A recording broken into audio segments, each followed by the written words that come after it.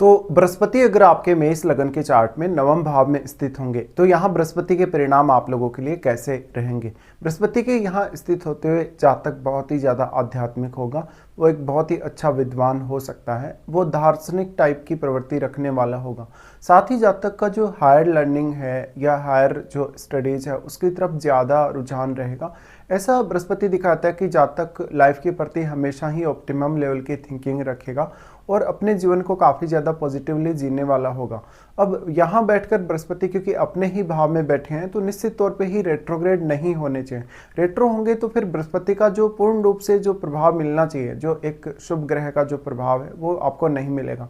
यहाँ इनके साथ जो भी ग्रह बैठे हैं क्योंकि वो बृहस्पति के खुद के ही भाव में स्थित होंगे धनु राशि में, इसलिए यहाँ बृहस्पति ही सबसे ज़्यादा प्रभाव उन ग्रहों पर डाल पाएंगे। लेकिन फिर भी आपको डिग्री वाइज जो बल है वो जरूर देखना चाहिए। इसके साथ ही यहाँ अगर इनका कोई मित्र ग्रह बैठता है तो उनके भावों पर आपको ध्यान देना है कि वो कौन कौन से भावों के आपके चार्ट में स्वामी हैं।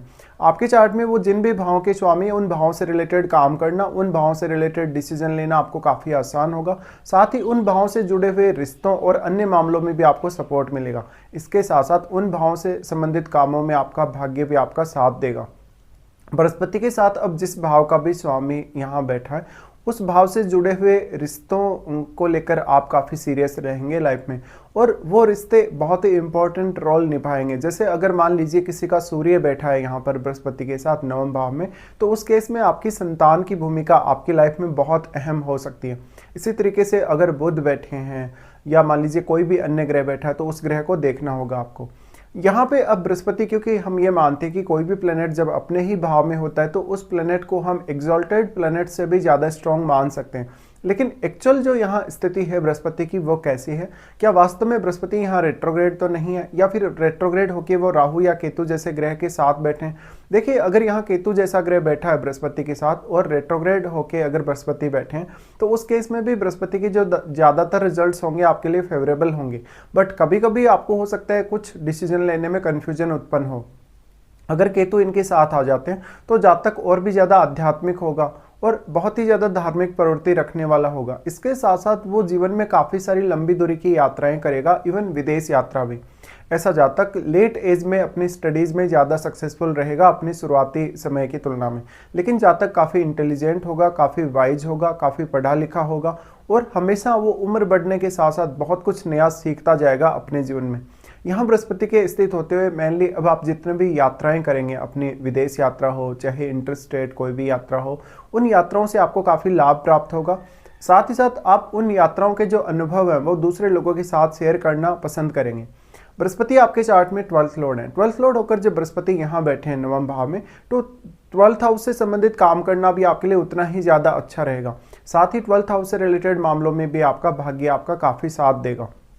अब यहाँ आपका जो, क्योंकि लगन पर बृहस्पति यहाँ से दृष्टि डाल रहे हैं इसलिए लग्नेश को आपको देखना होगा। अगर लग्नेश आपके 12th हाउस में स्थित हैं, अगर लग्नेश आपके 4th हाउस में स्थित हैं तो ऐसा हो सकता है कि कहीं ना कहीं आपको फॉरेन ट्रेवल का चांस मिल सकता है, या इवन आपका जो 4th लॉर्ड है अगर वो 12th हाउस में है तो भी आपको ऐसा हो सकता है। इसलिए बृहस्पति की ये प्लेसमेंट अक्सर आपको या तो इंटरस्टेट किसी भी तरीके से जोड़ेगी या फिर विदेश यात्रा से जोड़ेगी।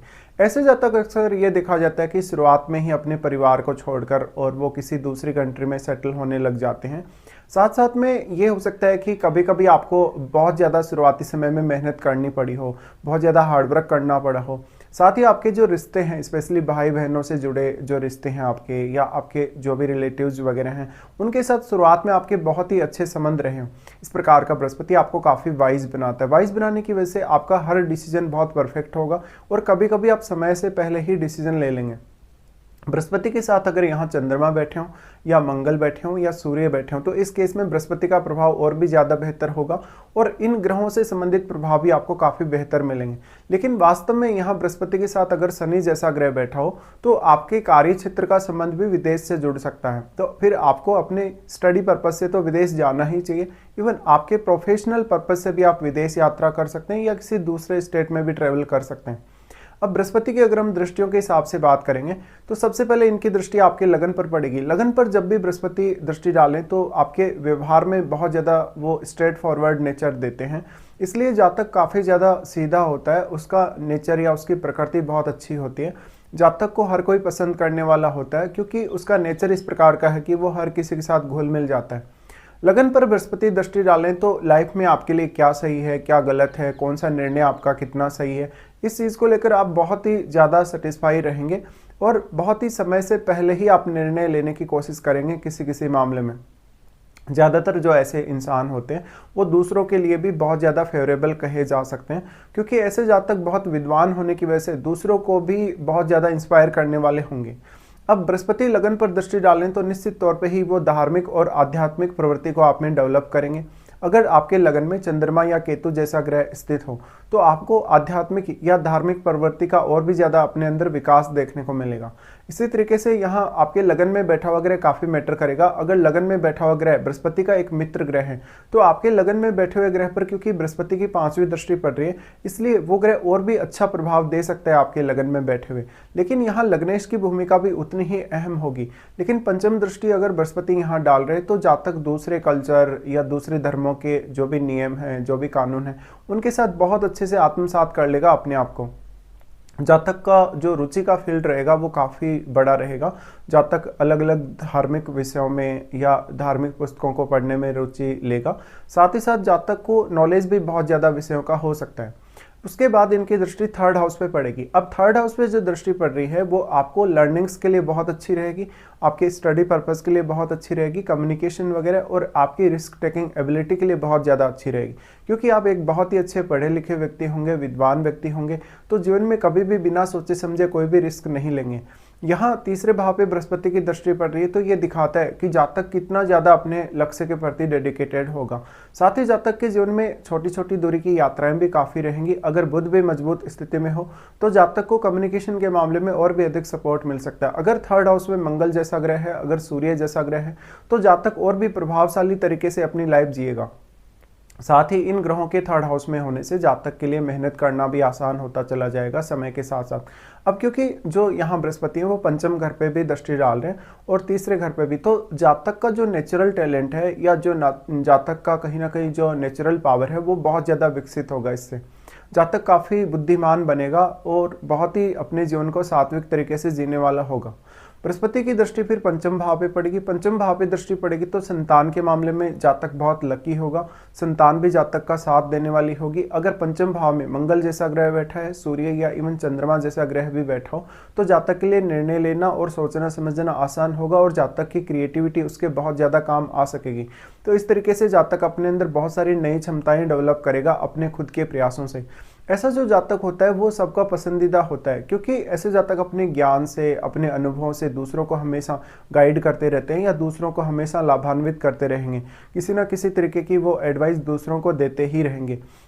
ऐसा बृहस्पति आपकी धन को लेकर जो अंडरस्टैंडिंग है उसको बढ़ाने का भी काम करेगा और ओवरऑल जीवन में जो कुछ भी आपको करना है, वास्तव में आपको कोई भी टारगेट लेके जो आप चल रहे हैं जीवन में, वो किस तरीके से हासिल करेंगे। तो बृहस्पति का 9वें भाव में होते हुए आपका एक अच्छा प्रोफेसर का जॉब होना या एक अच्छे किसी बैंक में आप जॉब करते हुए हो सकते हैं, आप फाइनेंस मिनिस्ट्री में हो सकते हैं या किसी बड़े ऐसे सरकारी पद पे हो सकते हैं जहाँ पर आपके लिए बहुत ज़्यादा मान सम्मान है, जहाँ पर आपको बहुत लोग जानते हैं, पहचानते हैं, आपके पास बहुत ज़्यादा पावर है जहाँ पर।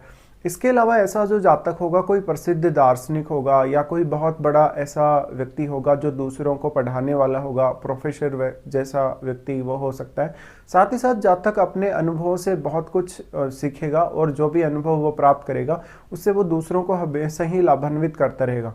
तो बृहस्पति की ये प्लेसमेंट आप लोगों के लिए काफ़ी ज़्यादा अच्छी मानी जा सकती है जब भी ये 9वें भाव में धनु राशि में स्थित होंगे।